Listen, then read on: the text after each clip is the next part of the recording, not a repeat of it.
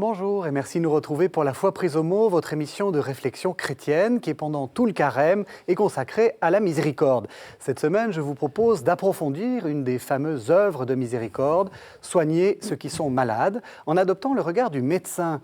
Dans un monde médical qui privilégie l'acte technique, la miséricorde a-t-elle encore un sens? Les soignants doivent-ils se considérer comme des auxiliaires de la miséricorde? Et du côté du malade, peut-on se passer d'une certaine miséricorde envers soi-même, c'est-à-dire envers son corps ou son esprit souffrant, qu'il faut regarder avec patience, surtout quand il ne fonctionne pas aussi bien qu'il devrait. Ce sont des questions difficiles, mais aussi des questions passionnantes que nous allons poser à nos deux invités, le docteur Pauline Deveau, bonjour. Bonjour. Vous êtes médecin psychiatre, et puis pendant toute la série de Carême, on vous retrouve avec grand plaisir. Père François Potet, bonsoir. Vous êtes curé de Notre-Dame du Travail à Paris. Alors, j'ai une question, docteur. Dans mon lancement, là, j'ai dit, voilà, le médecin, c'est un auxiliaire de la miséricorde. Est-ce que ça vous convient? Est-ce que ce serait quelque chose qui pourrait vous convenir à votre façon de voir les choses? Oui, ça me convient, sachant que la miséricorde reste un concept spirituel. Entre nous médecins, on n'a pas l'habitude de se dire « est-ce que tu es miséricordieux ?» et moi, etc. Voilà. Donc, c'est important de bien distinguer les champs. Bien sûr. Ceci dit, moi, comme chrétienne, ça ne me choque pas de dire que je suis une auxiliaire de la miséricorde. Dès lors que miséricorde, c'est mettre le cœur dans la misère, un médecin qui n'aurait pas de cœur, d'ailleurs, tellement souvent les patients nous reprochent, le médecin n'a pas de cœur. Donc le cœur, ça fait partie intégrante de la médecine. Y compris lorsqu'on est dans ce que j'ai dit, dans cette sorte de monde médical dans lequel la technique compte beaucoup et où on dit, enfin vous venez de le dire, hein, que le médecin n'a pas de cœur, probablement parce qu'il a une tête qui contrôle des bilans, qui vérifie des statistiques de fréquence de maladies ou des choses comme ça. Moi, je crois que le cœur fait partie intégrante de la médecine. Oui. Et d'ailleurs, ça n'a jamais été dans les disciplines scientifiques, ça a toujours été dans les disciplines humanistes quand même. Donc, s'il y a un enjeu en médecine aujourd'hui, c'est de réconcilier le cœur et la technique. Je crois qu'il n'y a pas vraiment d'antinomie entre les deux, normalement. Père François Potet. Moi, je pense que c'est absolument essentiel. Je dirais même, c'est d'abord humain. C'est-à-dire, on avait commencé par là au tout début. La miséricorde, il y a une manière humaine d'exercer la miséricorde qui est un regard qui s'intéresse à la personne, tout simplement. Moi, quand je vais voir un médecin qui est exclusivement concentré sur son ordinateur ou sur ses appareils et qui ne sait même pas me dire bonjour ou au revoir, j'ai envie de lui dire, mais attendez, je parle à quelqu'un, je ne parle pas à une machine, sinon je vais dans une cabine avec un appareil, mais j'ai besoin de voir quelqu'un, j'ai besoin de dire bonjour à quelqu'un, surtout dans ces choses qui concernent la santé et dans le domaine psychiatrique qui concerne des choses tellement délicates, douloureuses parfois et humaines qui touchent l'intérieur. J'ai besoin de sentir un médecin, d'abord, qui me regarde, qui pose son regard sur moi, qui me dit bonjour monsieur ou bonjour madame, pour moi, la miséricorde commence là, c'est-à-dire commence avec simplement une humanité, l'humanité miséricordienne. Si en plus le médecin est chrétien et qu'il me regarde avec le regard de Dieu, au fond, saint Thomas le disait déjà, mais ou bien je peux déjà avoir une miséricorde qui est d'un cœur humain, ce qui est déjà beaucoup, ce qui est déjà pas rien. Si en plus je peux avoir l'amour de Dieu dans mon cœur qui regarde avec les yeux de Dieu, évidemment je fais un saut, mais je pense qu'au plus haut point pour un médecin, c'est important d'accueillir un patient comme quelqu'un qui est humain, qui est un homme, qui est une femme, mais qui me regarde comme un homme et comme une femme. Je pense que ça vraiment, pour moi, c'est la base. Et justement, d'autant plus dans ce monde hyper technicisé et dans cette médecine hyper professionnalisée, mais où la technique prend un peu le pas sur l'humanité, je pense que c'est d'autant plus important. Et ça n'a peut-être jamais été aussi important qu'aujourd'hui. Oui. Vous êtes d'accord? Oui, je suis d'accord. Oui. C'est le défi. C'est le défi. C'est le défi. Oui. Concrètement, pour vous, être miséricordieux, ça signifie quoi? Enfin, je veux dire, vous voyez, en tant que médecin, hein, on l'a dit, il faut le redire, on ne mélange pas les genres. Hein, on le reverra à propos surtout que vous parlez de psychiatrie, donc la tentation, ça serait de parler de médecin des âmes. Hein. Non, vous êtes voilà, vous voyez votre patient, en quoi vous vous dites, ça c'est la miséricorde? Alors, en psychiatrie ou en addictologie, quand même la discipline à laquelle j'exerce, quelquefois il faut lâcher beaucoup. Et donc là, on est un peu dans la surabondance de la bientraitance, on va dire, voilà, parce qu'on est miséricordieux, on sent qu'il faut vraiment lâcher. Et puis d'autres fois, il ne faut pas lâcher du tout. Alors, parce que la psychiatrie, l'attitude médicale en psychiatrie, elle est soignante. Et donc, dans la miséricorde, le cœur du médecin dans la misère de l'autre, ça peut prendre différents visages. Mais si on a besoin à un moment donné d'élever l'autre, eh bien, on va marquer des choses très claires. Et puis d'autres fois, eh bien, on est encore au stade de la douceur, de la tendresse, d'un accompagnement parce que l'autre a besoin de ça. Voilà. Alors la miséricorde, je pense qu'elle prend plusieurs visages en médecine. Oui. Voilà. Je fais le lien, je me permets, parce que je suis là pour ça, mais je fais le lien avec ce qu'on a dit la semaine dernière avec l'éducateur. C'est ça qui me Et frappe, c'est la même chose. C'est extraordinaire parce qu'on retrouve exactement la même chose. Il y a des moments où il faut beaucoup de patience, et même une patience la miséricorde est dans la patience. Puis il y a des moments où la miséricorde doit être exigeante. Et la miséricorde s'exerce à travers une certaine exigence, c'est-à-dire remettre une verticale là où il y a quelque chose qui est embrouillé. Et quelquefois, enfin moi je ne suis pas médecin et je ne suis pas encore moins psychiatre, mais il faut bien remettre des choses, il faut refaire un cadre là où il n'y a plus qu'un truc complètement emmêlé. Et je pense que la miséricorde passe par cette exigence aussi, ça je confirme. Mais ce qui est vraiment intéressant, c'est qu'on retrouve tout le long et finalement, au bout du compte, on va avoir quelques grandes lignes de la miséricorde. Moi, je trouve ça très intéressant parce que, alors en théologie, on verra plutôt miséricorde et justice. Mais là, dans la pratique, dans le concret, miséricorde et exigence, ça me paraît un rapport très important et intéressant. Et alors, du coup, qu'est-ce que vous pensez de ce discours, alors qui est psychiatre, c'est plutôt psychologique, qu'on lit, qu'on entend, il faut se faire du bien, il faut lâcher prise, faites-vous plaisir, soyez miséricordieux envers vous-même, etc. Est-ce que ça vous semble un discours honnête? Est-ce que ça vous semble un discours dangereux? Comment vous le... Vous voyez, vous ouvrez n'importe quel magazine de psy, c'est ce qu'on vous dit. C'est ça, c'est vrai. Alors, vous savez, avec des gens blessés, généralement, dont personne n'a pris soin. Jamais. Parce que c'est ça la première grande blessure. Vous pouvez aussi les propulser dans des déserts énormes quand on prenez soin de vous. Mais de qui, de quoi, comment, moi. Et ça peut être quelque chose de très violent. Donc, il faut y aller doucement. Après, c'est vrai que, notamment dans les addictions, le corps est très malmené et très maltraité. Et donc, eh bien, prendre soin de soi fait partie aussi, à un moment donné, du chemin. Parce que si moi, je prends soin d'un autre qui, à un moment donné, ne prend pas soin de lui, eh bien, l'action va s'arrêter. Et ça, je peux le renvoyer. Oui. Voilà. Après, avec toutes les limites, à droite et à gauche. Donc... c'est pas faux, il faut savoir aussi ce que veut dire prendre soin de soi. Oui, voilà. Oui. Non, ce que vous dites est très très intéressant. Moi, j'avais jamais entendu l'idée que cette injonction, qui est une injonction au plaisir, et en fait peut être très violente.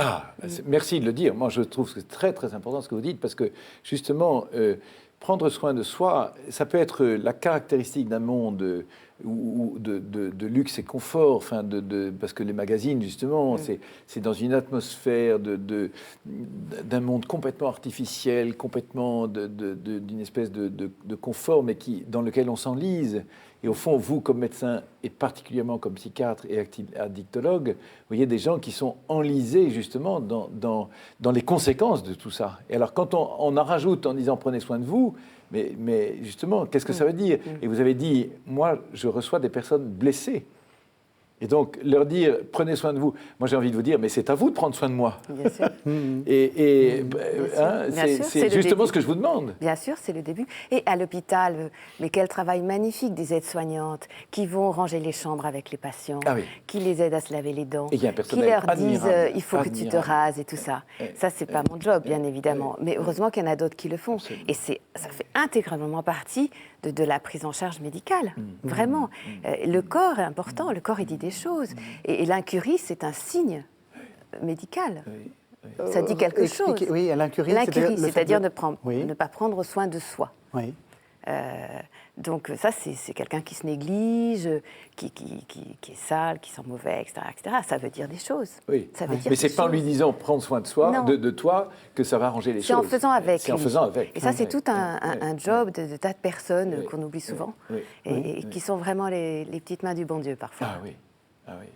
Je vous propose qu'on fasse une première pause en écoutant un des récits classiques de guérison. Il s'agit de la guérison de l'aveugle-né. Ça se trouve dans le 9e chapitre de l'évangile de Jean. Ce sont les 9 premiers versets, donc le verset 1 au verset 9.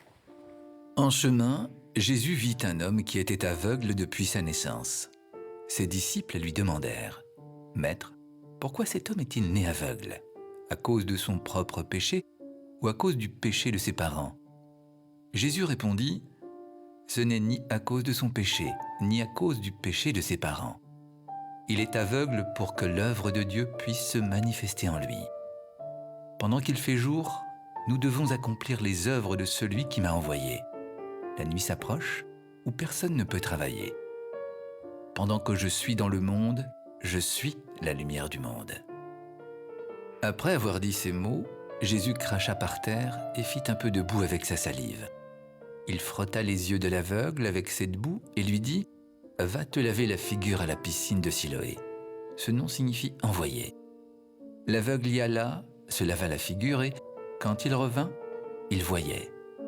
Ses voisins et ceux qui l'avaient vu mendier auparavant demandaient : « N'est-ce pas cet homme qui se tenait assis pour mendier ? » Les uns disaient : « C'est lui. » D'autres disaient : « Non, ce n'est pas lui, mais il lui ressemble. » Et l'homme disait : « C'est bien moi. »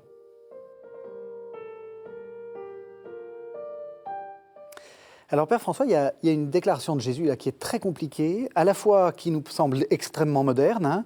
Ce n'est pas à cause de son péché ni à cause de ses parents qu'il est aveugle, mais, alors là, ça devient plus compliqué, il est aveugle pour que l'œuvre de Dieu puisse se manifester en lui. Oui, parce que vous avez dit, en présentant le texte, c'est un texte très classique. Moi, je dis, oui, il est très classique, mais il est extrêmement difficile. Enfin, tout à fait. Il peut même être un peu scandaleux. Enfin, c'est-à-dire, c'est tout le problème du mal. C'est tout le problème du mal et de la souffrance.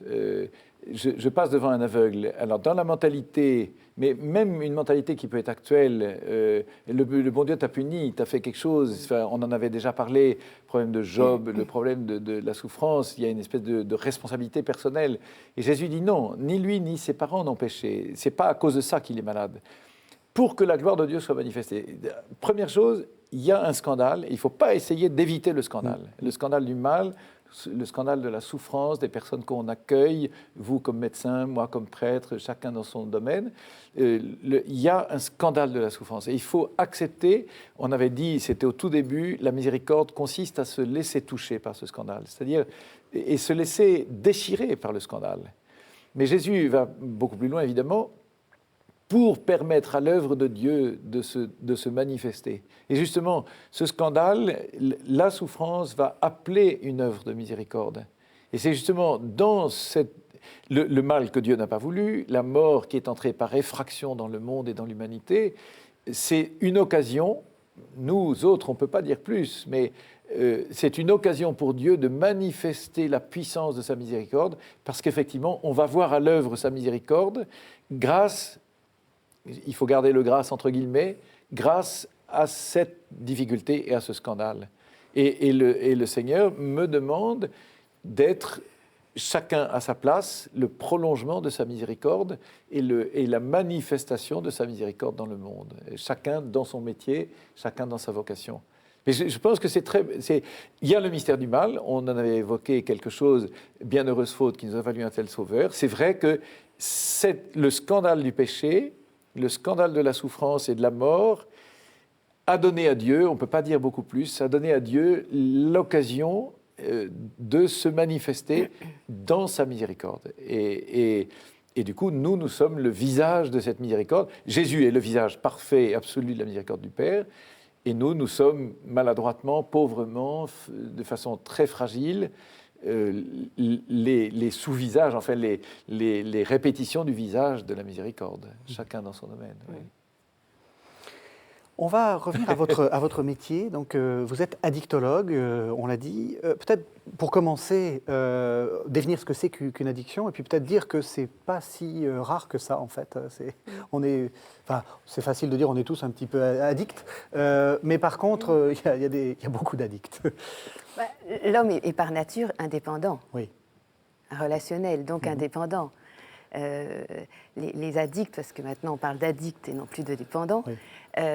les addicts, donc ils sont dépendants de tas de choses, malgré leur volonté. Donc l'addiction, c'est poursuivre un comportement qui vise à soulager une souffrance, une douleur morale, ou qui vise à avoir de la jouissance, ça c'est l'autre versant, en dépit des conséquences négatives. C'est le cœur de l'addiction, c'est je fais ce que je ne veux pas. Ce gros mystère. Qu'est-ce qui se passe en moi qui fait que je me retrouve toujours en train de faire quelque chose que ma conscience réprouve? C'est ça la douleur de l'addiction. Alors, excusez-moi, c'est la question du naïf. Une des addictions très connues, c'est l'alcoolisme. Oui. Et on dit, moi, de manière très très naïve, en disant, mais il le veut bien. Je veux dire, il pourrait s'arrêter. C'est de sa faute. Alors, voyez-vous, ce qui est beau dans les addictions, c'est que dans le comportement, il y a une partie où on est libre et une partie où on n'est pas libre. Le pourcentage varie selon les circonstances. Mais c'est, comme nous tous, un peu de temps en temps la collusion avec le mal, quoi, le machin où on sait qu'on ne pourrait pas y aller, mais on va y aller parce que quand même on a des bonnes raisons d'y aller, parce que quand même machin, un truc chouette, et que finalement, quand même j'y ai droit, quoi. Voilà. Donc c'est la difficulté, les prêtres, vous le savez bien, avec la confession, de la liberté. Voilà. Après, l'addiction n'est pas addict qui veut. C'est polyfactoriel. Vous n'avez pas la même génétique que le père. Voilà, on est tous différents.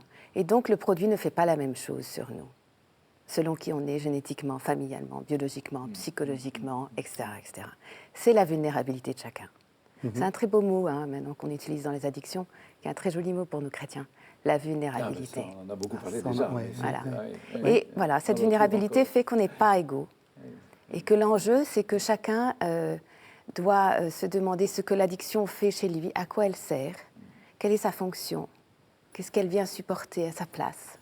Voilà. C'est ça l'enjeu. Quelle est la question que l'addiction me pose ? Moi, j'ai envie de reprendre ce que vous avez dit au début, parce qu'il faut vraiment préciser les mots, parce que les mots peuvent être ambivalents. L'homme est indépendant et l'addiction est une dépendance. Alors, on avait dit déjà que le démon, dans le cheminement du péché, le démon a fait croire à l'homme qu'il serait libre quand il serait indépendant. Et en fait, on avait dit, et je redis parce que c'est tellement, tellement important, la véritable liberté, elle est dans la dépendance d'amour. Elle est dans la relation d'amour. Et la relation d'amour, c'est une dépendance forte, c'est-à-dire qui se manifeste jusqu'à la crucifixion. Jésus est entièrement dépendant de son Père au moment où il est cloué sur la croix. Enfin, il y a quelque chose qui ne peut pas aller plus loin dans la dépendance d'amour, mais qui le rend absolument libre, parce que précisément, c'est par amour qu'il se donne. Dans le phénomène de l'addiction, et vous allez me corriger dans votre domaine, mais ça commence par quelque chose où on voudrait être indépendant et quelque chose qui plutôt est assez agréable, boire un bon coup, aller chercher finalement un peu d'amour, de jouissance dans la pornographie, faire des jeux vidéo. Il y a quelque chose qui au début part un peu comme un amusement ou une recherche de jouissance.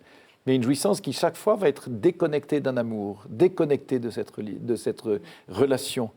Et finalement, de quelque chose d'un peu agréable, on tombe, et c'est ça le drame de l'addiction, on tombe dans quelque chose où on devient dépendant, mais en fait totalement enchaîné à quelque chose qui ne dépend plus de nous, et où on sombre dans une profonde souffrance, parce qu'on est pieds et poings liés dans quelque chose c'est le type qui boit pour oublier qu'il a soif. Et plus il boit, plus il a soif, et moins il est rassasié, et plus il est enfermé dans... Alors ça peut être avec l'alcool, avec la pornographie, avec les jeux vidéo, avec la politique, avec les mathématiques, avec n'importe quoi.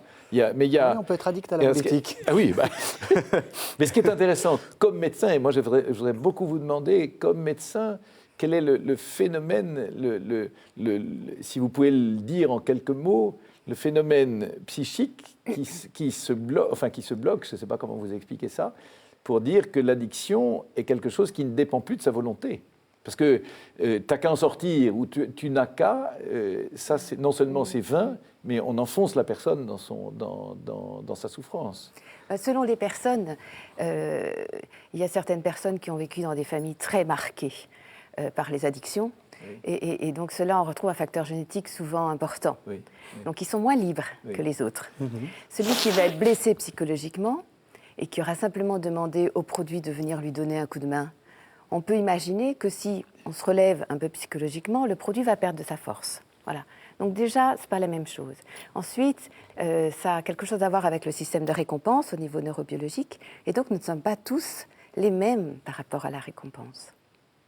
Donc, c'est un peu tout ça. Qu'est-ce que vous voulez dire quand vous dites récompense? Parce que c'est un terme un peu le système de récompense, oui. C'est-à-dire qu'en français, certains... ça a quelque chose à voir un peu avec le narcissisme, on a besoin de gratification, on est sensible à la gratification, on est sensible à la séparation. Voilà, il y a des choses, l'addiction, c'est une maladie de la fusion. On essaye de faire en sorte qu'il n'y ait plus de distance entre l'autre et moi. C'est une pathologie du remplissage. On remplit la vacuité, c'est pour ça qu'on remplit aussi le vide qui est en soi. Donc quelque chose est assez proche du trouble existentiel. Et on voit comment tous les mouvements d'anciens buveurs, etc., il y a beaucoup de spirituels et de religieux dans les addictions. Donc ça a quelque chose à voir, en fait, avec tout ça. Pardon, mais ce qui est intéressant, c'est de retrouver ce que vous disiez au départ dans l'addiction. Quand on dit à quelqu'un « prends soin de toi », mais justement, je ne sais absolument plus ce que ça veut dire. Bien sûr. Parce que justement, c'est parce que j'ai voulu prendre soin de moi, en quelque sorte, que je suis tombé dans quelque chose qui m'a rendu prisonnier. Et donc, dire à quelqu'un qui est dans l'addiction « prends soin de toi », c'est là qu'on va l'enfoncer encore plus. Enfin, il y a quelque chose parce qu'il est incapable de faire quelque chose pour s'en sortir lui-même. Moi, j'ai envie de répondre en disant que le problème de la personne dépendante, c'est qu'elle est dépendante affective avant tout. Voilà. Donc on est tous un peu dépendants là. Alors il y a ceux qui ont besoin de personne, jamais. Qui ne sont absolument pas dépendants. Il y en a, voilà. Je ne sais pas si c'est chouette aussi. Voilà. Donc la dépendance affective, c'est une blessure, de toute façon. C'est-à-dire que l'autre, on est toujours blessé par l'autre. C'est la vocation de l'homme. Quand Dieu a créé la femme, il a pris à l'intérieur de l'homme. Donc il y a une blessure originelle, il y a une blessure ontologique. J'ai besoin de quelqu'un pour être qui je suis. Et il n'y a pas pire, drame que d'être tout seul et d'avoir besoin de personne. Enfin, c'est finalement... Et l'enjeu des addictions, il est là-dessus. C'est-à-dire qu'en fait, c'est cette relation à l'autre qui est blessée. C'est l'altérité qui est blessée. Et ce sont des gens qui recherchent l'altérité et qui finalement se retrouvent tout seuls au bout du chemin. Alors que ce sont des gens qui ont besoin des autres. Donc c'est terrible. Mais ils avaient tellement peur des autres, c'était tellement important. Vous savez, quelquefois, les choses qui sont très importantes, on les rate. Parce qu'elles sont tellement importantes. Et puis souvent, ils n'ont pas forcément été bien outillés. Parce que l'éducation, ça précède la pathologie. Donc, comment est-ce qu'on a appris à vivre avec les autres? Est-ce qu'il y a eu l'éducation tout court? Donc il est vrai que le vrai drame, je trouve, de la dépendance, c'est que quelque part, ça fait sortir de la finalité.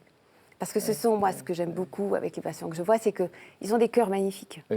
Ils ont des cœurs de dons, ce sont des gens généreux, etc. Mais tellement généreux qu'ils dépassent la frontière, voyez-vous? Et donc, il y a une purification comme ça de ce don. Et du coup, ça les définalise parce qu'ils n'arrivent plus à vivre ce qu'ils aimeraient vivre, c'est le don profond. Donc, c'est ça. Je suis d'accord. Mais c'est beau. Enfin, moi, je pense à une addiction comme la pornographie. Il y a au départ une recherche d'amour, au fond, même si elle est tellement dévoyée. Mais le sexe, c'est un prêtre qui m'avait dit ça un jour, le sexe est inscrit au frontispice de la création. Et donc, le sexe est voulu par Dieu. Enfin, il y a quelque chose qui est beau, parce que c'est ce qui permet l'amour aussi, l'expression de l'amour.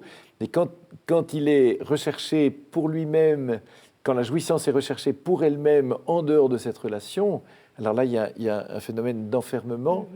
Mais ce qui est important, vous l'avez dit, mais je voudrais qu'on insiste encore pour dire c'est une maladie. C'est-à-dire, parce que le réflexe facile et malheureusement qu'on entend quelquefois, on va prier, ça va aller mieux, on va, puis tu vas te confesser, et puis la grâce va faire son œuvre. Il y a une maladie et on a besoin d'un médecin. Enfin, je pense que on l'avait déjà vu dans une autre série d'émissions. C'est pas à vous de faire le boulot. Et c'est pas au prêtre de faire le boulot. Il y a vraiment besoin d'un médecin.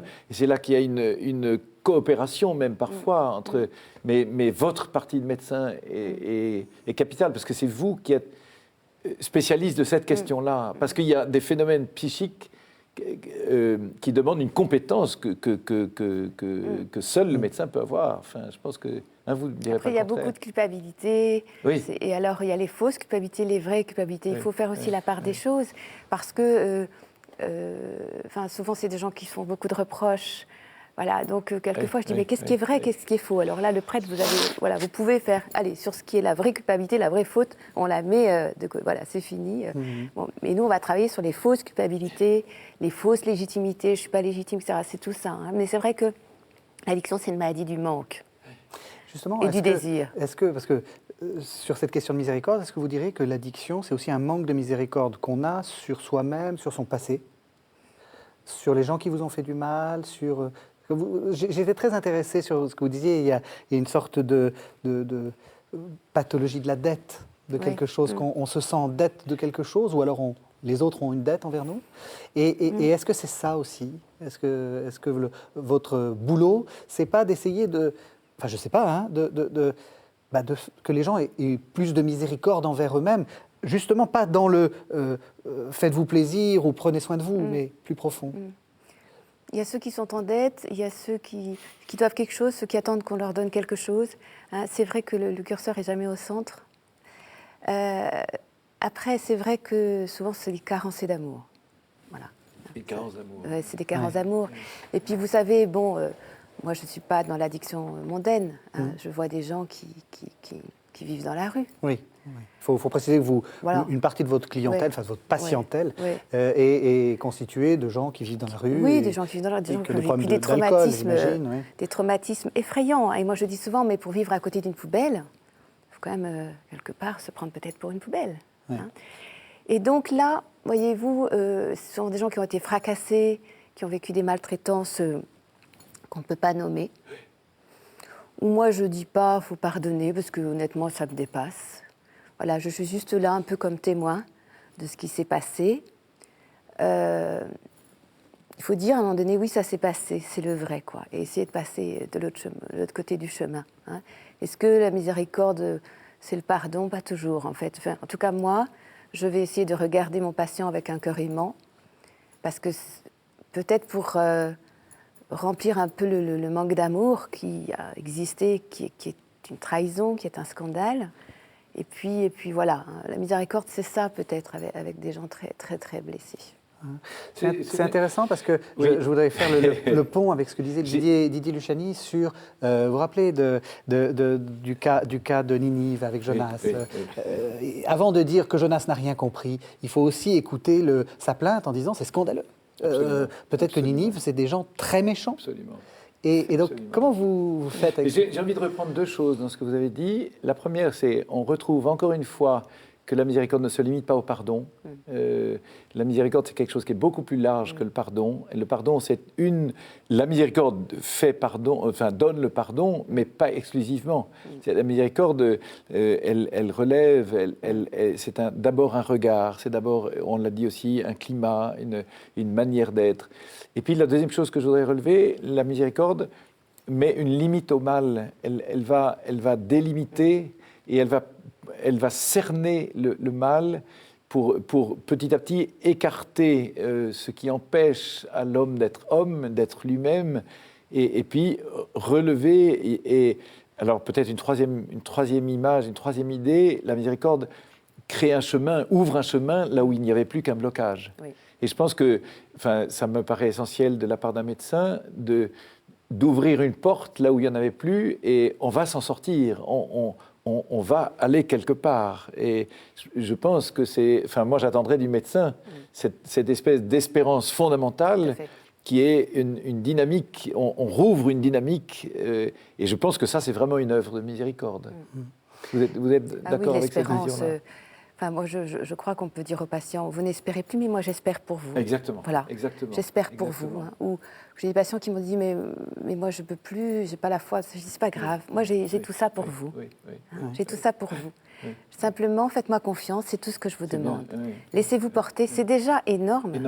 La confiance. Parce qu'elle est blessée, la confiance. Parce que la trahison, elle a été tout le temps. C'est-à-dire que les parents ont trahi, les frères et sœurs ont trahi, c'est-à-dire ceux que, normalement, un climat de confiance, voilà. Donc tout ça, tout a trahi. Et justement, on y revient. La miséricorde commence par ce climat de confiance et après, elle va pouvoir se mettre à l'œuvre pour concrètement avancer et permettre à l'autre d'avancer. Et en même temps, est-ce que vous vous sentez un peu comme un commissaire de police, enfin un capitaine de police, comme on dit maintenant, est-ce que vous êtes aussi en quête de vérité? Enfin, je veux dire, est-ce que la miséricorde, c'est aussi, enfin, telle que vous la concevez, c'est aussi faire la vérité sur l'histoire du patient, sur ce que le patient sent. Ça aussi, c'est important, cette composante-là, qu'on a assez peu vue finalement. Miséricorde et vérité. Alors, elle est fondamentale si vous voulez guérir, parce qu'à un moment donné, il faut sortir du clivage, tout noir, tout blanc, voilà. Mais elle est seconde. Oui. Après, justement, ce climat de confiance qui va permettre à un moment donné de relâcher les choses. On ne tient plus forcément à avoir raison. Ça devient moins important. C'est ça l'idée. Et donc, petit à petit, on a des temps différents hein, dans la prise en charge. Au début, on ne va pas exiger grand-chose. Voilà. Et puis, peu à peu, comme l'éducation d'un enfant, à un moment donné, c'est bon, on passe à autre chose. Oui. Et là, on va pouvoir regarder les choses. Ce n'est pas à moi de dire, là, vous avez fait la faute, le machin. Non, je laisse la personne, à un moment donné... Vous voyez, moi, j'ai travaillé en prison. Eh bien, le temps de la vérité, il est dur en prison. Quand vous avez tué votre femme que vous aimiez, le machin... Voilà. Alors, vous aviez des facteurs, effectivement, qui peuvent expliquer tout ça, mais à un moment donné, il n'y a plus que vous avec vous, et c'est vous qui avez tué. Je pense que là... Vous voyez, et là, on recule, il y a beaucoup de suicides à ce moment-là, en prison. C'est un temps extrêmement délicat. Alors, voilà, faire la vérité, bien sûr, d'autant plus important dans la miséricorde. Voilà, il faut y aller, il faut être très, très, très prudent. Parce que la culpabilité va intervenir là très, très fortement. Très prudent. Et je pense que on pourrait distinguer la faute et l'erreur. Il y a le pasteur qui va donner le pardon de Dieu. On en parlera, c'est dimanche prochain. La semaine prochaine, oui. Mais la semaine prochaine. Mais le pasteur qui donne le pardon de Dieu va regarder l'offense. Enfin, l'offense et la faute devant Dieu. Seigneur, regarde ma faute et accueille mon repentir. Dans votre métier, j'ose dire, hein, c'est plutôt, il y a une erreur objective, enfin, il y a une espèce de... Je ne juge... Enfin, non pas que le pasteur juge, mais on n'est pas dans le domaine moral. On n'est pas dans le jugement moral. Non. Il y a objectivement, c'est là une œuvre de vérité, mais la façon dont le médecin va mettre le doigt sur cette vérité, s'il le fait avec miséricorde, il va permettre aussi à l'autre d'objectiver la chose. Si, au contraire, le médecin appuie un peu trop là où ça fait mal, c'est là qu'on risque de faire des catastrophes. Je pense que... Enfin, c'est important ce que vous dites. C'est souvent là qu'il y a des suicides. C'est fort ce que vous dites, parce qu'il faut faire attention. Et ça ne se manie pas n'importe comment. Enfin, Je vous propose qu'on fasse une seconde pause, cette fois-ci avec un texte d'un père de l'Église qui est assez peu connu. C'est Salvien de Marseille, père du 5e siècle, vers 450. Et il a écrit un Timothée. Et je vous propose d'entendre un extrait du livre 3, chapitre 20, donc de Salvien de Marseille. À quoi sert à l'homme de gagner le monde s'il en vient à perdre son âme? Quoi que tu puisses donner, quoi que tu puisses offrir, ce n'est rien en comparaison. Elle est d'un prix infiniment au-dessus des biens créés. En la perdant, tu perds tout. En la sauvant, tu sauves tout. Ayez pitié de votre âme. C'est Dieu lui-même qui vous en conjure. Ô bonté admirable du Dieu que nous servons, quelle miséricorde! C'est lui-même qui nous demande grâce pour nous-mêmes. Ayez pitié de votre âme. Laissez-vous toucher aux misères d'une âme sur laquelle mon cœur ne peut s'empêcher de s'attendrir. Ayez une fois pitié de cette âme pour laquelle moi, je suis perpétuellement ému de compassion. Ne refusez pas quelque intérêt à cette âme qui est votre bien, quand je m'intéresse si fort à elle, moi à qui elle est étrangère. Ayez au moins pitié de votre âme. Alors, docteur Deveau, vous aviez dit tout à l'heure qu'il y avait, ça m'a beaucoup frappé, que quand on négligeait son corps, c'était déjà une preuve qu'il y avait quelque chose qui n'allait pas bien. Ouais. Comment, justement, dans ces disciplines très complexes dans lesquelles vous intervenez, comment vous travaillez à la fois sur le corps et sur quoi d'ailleurs, l'esprit, enfin la capacité à raisonner. Comment est-ce que vous arrivez à articuler les deux? Un médecin, normalement, c'est un médecin des corps. Et vous êtes un peu un médecin des esprits. Alors, je crois qu'il est important de ne pas trop séparer les choses. Oui. Il faut les distinguer, mais il ne faut pas les séparer. C'est-à-dire qu'il faut savoir ce qu'on fait, mais il faut être toujours intégratif. Parce que je dis souvent à mes patients, bon, maintenant, il faut vous occuper de votre corps. Parce que cette maltraitance du corps, si vous ne venez pas avec votre corps, un jour, vous ne viendrez plus. Oui. Ça paraît bête, mais non. Vous voyez. Et puis, après, il y a le social. On ne s'habille pas n'importe comment pour venir en consultation. J'ai des patients qui sortent de leur peinture, ils sont tachés de haut en bas. Voilà. Moi, je renvoie des choses. Hein. L'enjeu, c'est que s'il n'a pas conscience de son corps, c'est à moi de lui montrer qu'il a un corps. Et c'est tellement important, le corps. C'est tellement important, le corps. Je pense qu'on peut faire une distinction qui est importante, c'est que si on reste bloqué dans la distinction traditionnelle et philosophique de l'âme et du corps, avec l'opposition de l'âme et du corps, on ne sait plus très bien où on est. Et je pense qu'il faut compléter. Alors la culture juive allait beaucoup plus loin dans ce domaine. Le corps, l'âme, l'esprit. Et l'âme, c'est vraiment le lieu de la relation à Dieu, enfin le lieu de l'intériorité, de la conscience, tout ce domaine du bien et du mal, de la morale, qui ne regarde pas tellement le médecin en tant que tel. Le médecin, effectivement, et j'aime ce que vous dites, on ne va pas trop séparer l'âme de l'esprit, mais l'esprit au sens, moi je dis, pour qu'on comprenne mieux, le gingin, enfin, c'est-à-dire, si je ne vous choque pas en disant ça, non mais c'est-à-dire la machine, toute cette machine extrêmement complexe qui est liée au corps de façon substantielle, mais qui fait que le corps marche, mais il marche avec un esprit, il y a un raisonnement, il y a toute cette intelligence, enfin, quelque chose qui est assez complexe, mais qu'il faut distinguer de l'âme, du lieu moral, du bien et du mal devant Dieu. Et je pense que c'est intéressant et important. Tout à l'heure, on disait la distinction entre la faute et l'erreur.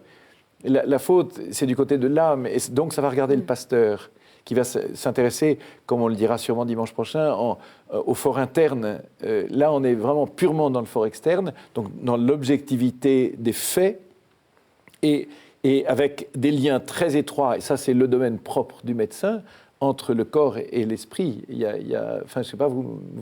Alors quand je vous écoute, j'entends bien, oui. Mais je me demande, dans cette affaire-là, oui. où nous allons mettre le sens. Parce que, moi je vois, à un moment donné, guérir pour guérir, et même guérir pour finalement mourir. Oui. Ah, c'est un peu vain, cette affaire-là. Donc c'est compliqué, le guérir. Mais guérir pour aller où? Je suis pauvre, malheureux, j'ai pas de femme, pas d'enfant, pas de chien et j'ai pas de boulot. Mais vous voulez que je guérisse? Alors, dans la guérison, suppose, j'aime bien Frankl qui dit que la guérison, Frankl, il est psychiatre juif, il a été déporté en camp de concentration et tout son travail est vraiment né de là. Et il se demandait pourquoi certains mouraient et d'autres ne mouraient pas. Qu'est-ce qu'ils faisaient? Où était la vie? Où était le désir de vie? Et alors, il dit que pour guérir, il faut deux choses. La mission, un truc qui vous emmène plus loin, et la responsabilité, sortir de la victimisation. Mais la mission, quelque chose qui vous emmène plus loin, le sens. Alors, le sens, il est où le sens? C'est compliqué. Là, on est sur un terrain humain, philosophique, éthique, peut-être spirituel aussi. La question du sens. Et voilà, c'est pour ça que c'est intéressant de distinguer ces différentes dimensions sans jamais les séparer. C'est ça. Et c'est pour ça que si le prêtre peut avoir des connexions avec des médecins ou des psychologues, c'est pour lui très intéressant, à condition qu'il ne joue pas au psychologue, qu'il n'est pas, enfin dans son domaine de prêtre. Et si le médecin peut avoir aussi des connexions avec le monde spirituel en général, et des prêtres s'il est chrétien, évidemment, ça l'aidera beaucoup aussi pour son métier. à condition qu'ils n'essayent pas de jouer au prêtre. Enfin, moi, j'aime beaucoup entendre ce que vous dites, qu'il faut vraiment distinguer les choses et ne pas confondre et ne pas mélanger, mais sans jamais séparer non plus, parce que sinon, enfin, vous dites le sens, mais je suis tout à fait d'accord. Où va-t-on oui, bien sûr. Et comment vous faites pour donner du sens? Parce que vous n'êtes pas assistante sociale, donc vous n'allez pas pouvoir trouver un boulot et une maison. Vous n'êtes pas, vous voulez pas tomber amoureuse de tous vos patients. Vous voulez, enfin, vous voyez, comment est-ce qu'on peut faire? Alors, quand je vous écoute, je repense à la petite et à la grande espérance. Il y a le petit sens et il y a le grand sens. Alors, le petit sens, c'est toutes les personnes qui travaillent avec moi, l'assistante sociale, extrêmement important, qui va s'occuper des conditions matérielles, enfin, plein de choses comme ça. Et puis, le sens transcendant, le sens qui va emmener le patient ailleurs, ça, je crois que c'est au cœur du job du psychiatre. Alors, c'est pas moi qui vais donner le sens. La question, c'est que juste, j'aide mon patient à voir ce qui a du sens pour lui, et peut-être un sens ultime.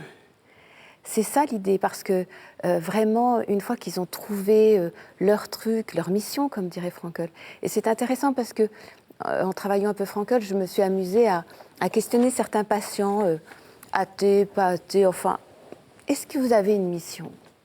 Eh bien, la personne athée, un gars un jour me répond, ouais, j'ai vraiment une mission, faire en sorte que ce monde soit meilleur. C'est beau ça. Ah, vous savez, quand vous êtes chrétienne, vous... Profil bas. Profil bas, quoi. Profil bas, Et ça m'a vraiment ouvert des choses là. Je me suis dit, alors voilà, c'est important, parce que nous, chrétiens, quelquefois, on est un peu comme ça. Et puis surtout, les chrétiens, ils peuvent avoir tendance à dire, c'est nous qui avons la solution. Oui, enfin, c'est ça. Nous, voilà. Oui, ou alors, voilà. mon sens, c'est Jésus-Christ, complètement... de façon désincarnée. Il faut Totalement apprendre à se oui. dépolluer de ça, à se désintoxiquer de ça, parce que je pense que Jésus s'en fout, justement. Oui, Et tout à donc, fait. On est assez d'accord. Je pense que- le vrai truc, c'est vraiment ça. Alors, bien sûr, moi, je travaille un peu en finalité, parce que j'ai une certaine anthropologie, et j'ai une certaine idée sur l'homme. Je pense qu'effectivement, aller faire les soldes toute la journée, au bout d'un moment, le bout des soldes va montrer un peu son truc. Ça limite. Voilà, ça limite. Mais voilà, qu'est-ce qui ferait sens pour vous? Qu'est-ce que vous auriez aimé vivre que vous n'avez jamais vécu? Voyez-vous, une fois, j'ai posé ça à mes patients en prison. C'était un gars magnifique qui était braqueur de bijouterie et cocaïnomane et tout ça. Enfin, c'était magnifique. Bon, c'était une très belle histoire, donc je vais juste terminer par la fin de l'histoire. Et un jour, je repensais à cette parole d'évangile du gars qui trouve une perle et qui vend tout pour acheter le champ où il y a la perle.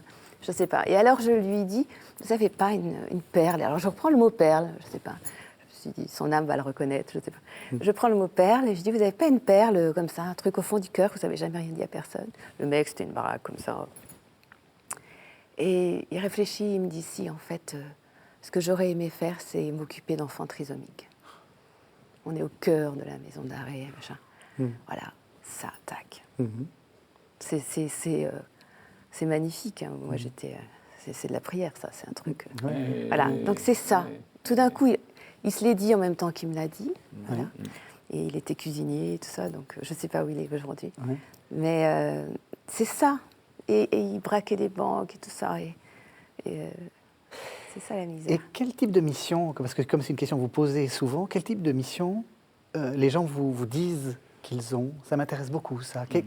C'est quoi les missions? Justement, parce que, en lien avec ce qu'on dit, c'est vrai que dans le monde catho, on a souvent tendance à dire ma mission, c'est aimer plus les autres, aimer Jésus-Christ. Enfin, c'est du, quelquefois, on se paye de mots, c'est du discours vague. C'est quoi une mission? Je sais pas, c'est transfigurer la blessure. Oui. La blessure, elle est égocentrique, toujours. Tous, quand on manque un peu, on veut absolument... quand même égocentrique. On n'a pas une notre due, quoi. On n'a pas notre compte. On n'a pas notre compte. Et je pense que la mission, elle commence quand on arrête de chercher notre compte et qu'on arrête de faire les comptes, déjà. On passe de l'autre côté. Et puis, souvent, moi, je demande aux patients, qu'est-ce qui serait le plus important pour vous? Ils ont des déserts autour d'eux, hein, souvent des déserts affectifs, etc. Est-ce que c'est aimer ou être aimé? Qu'est-ce que, finalement, si vous pouviez choisir? Écoutez, on me répond aimer plutôt qu'être aimé.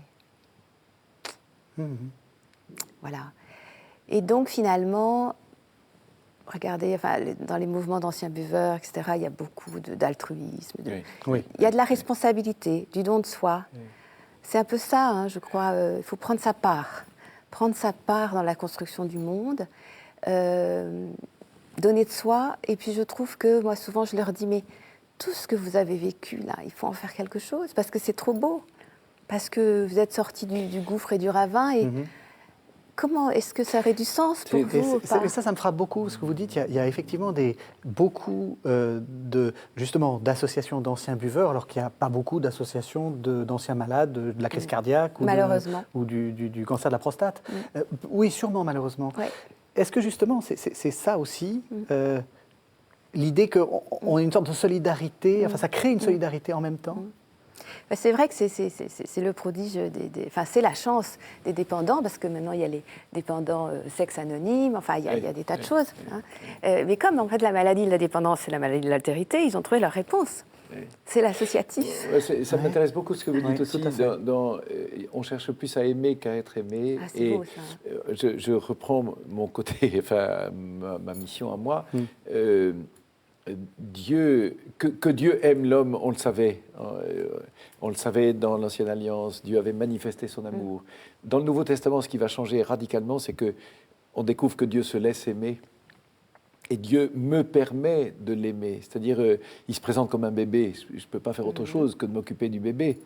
Il se présente comme un pauvre battu, moqué, torturé, et du coup, ils lèveront les yeux vers celui qui sont transpercés. Donc, il déclenche en moi, il redéclenche en moi cette capacité d'aimer. C'est ce qui va me faire sortir de moi-même.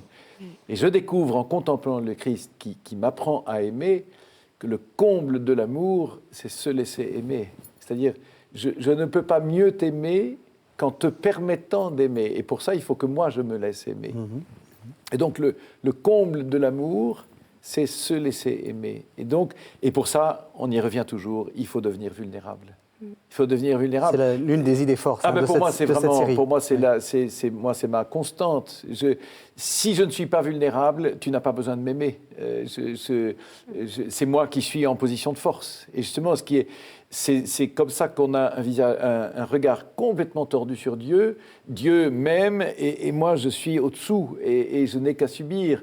Or, Dieu se fait plus petit, c'est là sa miséricorde, il se laisse aimer. Et moi, je suis très heureux de vous entendre sur cette question précisément, parce que ça met encore ça ajoute encore à ce qu'on essaye de dire.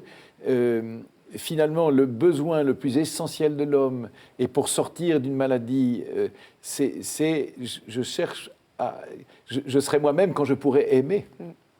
Et puis je trouve que c'est assez mécanique, c'est-à-dire que souvent, on attend d'être aimé avant d'aimer. Oui. Mais si on regarde les choses très mécaniques, très mécaniquement, c'est que si j'aime pas, rien n'est ouvert, je peux rien recevoir. Oui. Et que le premier mouvement de ma liberté et du fait d'être adulte, c'est de décider d'eux, en dépit d'eux, de décider d'eux, et d'ouvrir.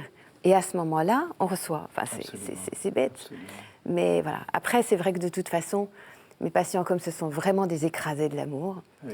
Moi, ce qui me frappe toujours chez eux, c'est souvent l'absence de colère, pas assez, quoi.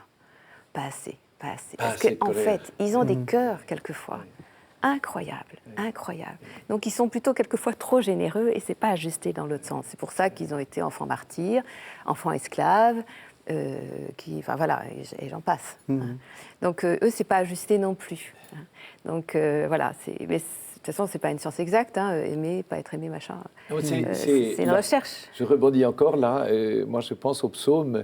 Il y a des psaumes quelquefois très violents. Il y a des psaumes où il y a des colères qui s'expriment. Et je trouve ça très beau parce que Dieu me permet, en me donnant les psaumes à prier, Dieu me permet d'exprimer cette colère et d'exprimer. Je trouve ça très, très important ce que vous dites aussi, que j'entends. Il n'y a pas de colère chez beaucoup de mes patients. Et la colère permet d'exprimer quelque chose. Et moi, je trouve ça beau que Dieu mette sur mes lèvres et sur les lèvres de l'Église une prière qui me permet d'exprimer cette colère, qui est une colère contre l'injustice, une colère contre le mal, une colère contre... Il y a une haine qui est bonne, la haine du mal, la haine de l'injustice. On ne peut pas dire que le mal est bien. Enfin, ça, on ne peut pas dire que le mal est bien, jamais. Et c'est vrai que moi, souvent, j'amène des patients à dire vraiment ce qui a été. Exactement. Oui, mon père a fait ça, oui, ma mère a fait ça, et la phrase après, c'est « il reste mon père ». Et néanmoins, elle est ma mère. Voilà. Mais tant qu'on n'a pas dit « le père a fait ça », eh bien, on ne dit rien, quoi. C'est ça le passage dur, compliqué. Donc voilà.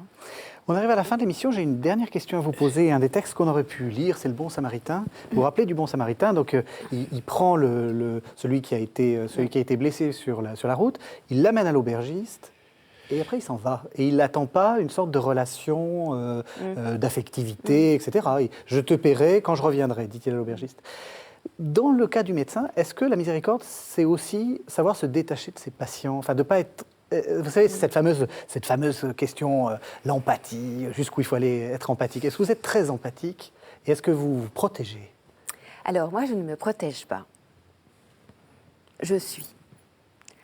Mais il faut renoncer à la gratification. C'est-à-dire, sinon on est dans l'addiction. C'est-à-dire qu'on fait l'acte pour des mauvaises raisons. Oui. Pour avoir la jouissance et non pas pour avoir le plus grand bien. Le plus grand bien, c'est soigner mon patient. Si c'est un moment sympa, tant mieux. Quelquefois, à 4 heures du matin, quand vous êtes de garde, c'est moyennement sympa. Pas du tout sympa. Oui. Voilà. Donc là, si vous attendez la gratification, vous pouvez vous faire engueuler aussi à 4 heures du matin. C'est justement le moment où, en plus, on fout en gueule. Donc là, voilà. Donc là, c'est zéro gratification. Bon. C'est pas pour autant que ça me rend pas heureuse d'avoir fait ce que j'ai fait, etc. Il faut que j'arrive véritablement à me séparer. Mais j'en parle à mes patients, parce que mes patients, c'est des gens très sensibles à la gratification. Alors du coup, ils me disent, bon, on vous dit merci ou pas, docteur, finalement? C'était le dernier sujet, parce que finalement, c'est normal ce que vous faites. Alors, est-ce que c'est normal ce que je fais? C'est compliqué, parce que moi aussi, j'ai mis du cœur, donc j'aime bien de temps en temps avoir des merci. Enfin voilà. Je ne sais pas si j'ai répondu à la question. C'est très bien. Et moi, je dirais qu'au fond, la mission du prêtre, elle est la même. Enfin, on ne peut pas vous dire merci. Si, on peut dire merci, mais on est très content. On est très content de dire merci. Mais vous n'êtes que des serviteurs inutiles. Ça veut dire c'est pas obligatoire. Et c'est pas la gratification qui fait parce que finalement, il y a des gens qui me disent merci. Je n'ai absolument rien. Enfin, j'ai très fortement conscience que je n'ai rien fait moi-même. Et puis d'autres jours, je me dis non, j'aurais quand même pu dire merci. Et en fait, mais si je l'attends de la personne, c'est Dieu qui me donnera ce merci dans l'infini de la béatitude, mais pas sur cette terre. Ouais. Oui, on arrive à la fin de cette émission. C'est à moi de vous dire merci. C'est à moi de vous dire merci. Vous pouvez retrouver cette émission sur www.ktotv.com et vous pouvez la voir et la revoir pendant tout le carême et même après le carême. Ce n'est pas interdit. Merci de nous avoir suivis. À la semaine prochaine. Merci.